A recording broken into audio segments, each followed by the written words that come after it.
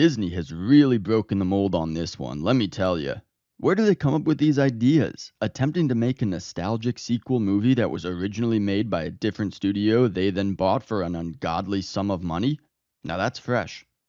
Sauce will say, though, this is definitely not the worst one they've made. It's at the very least not disrespectful to its source material. It seems like the people who made Alien Romulus actually like Alien, and that's a step up from a lot of other Disney reboots. Go away! The Sauce's policy is usually he avoids spoilers for movies he thinks are worth seeing. This one is really on the cusp, but he'll refrain from any serious spoilers. We start our journey on the mining colony of Jackson Star. It's there we meet our protagonists, Rain and her artificial person brother, Andy.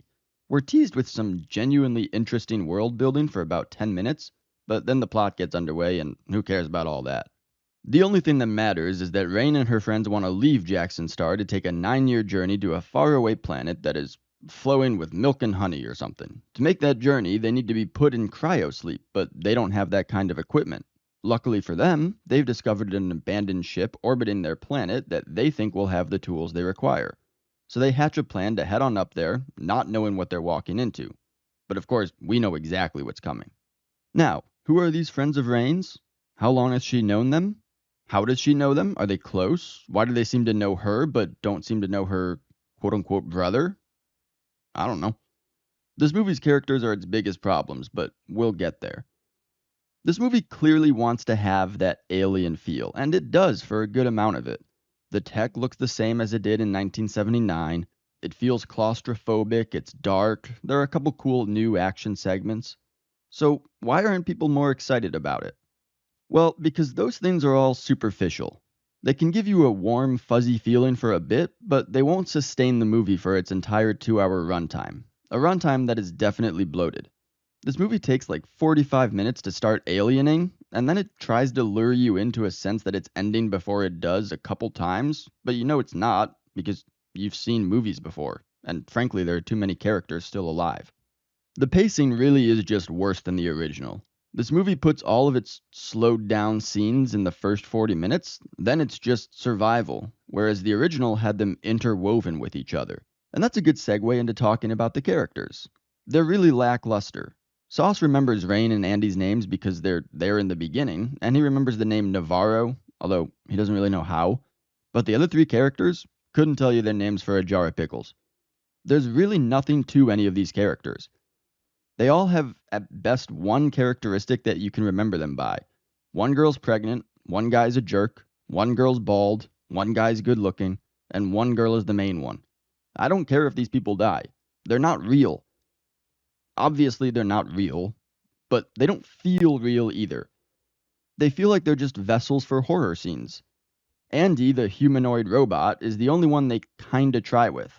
They try to give him a character arc, but when you're an AI that's guided by a prime directive that other entities change throughout the movie, that really can't count as an arc.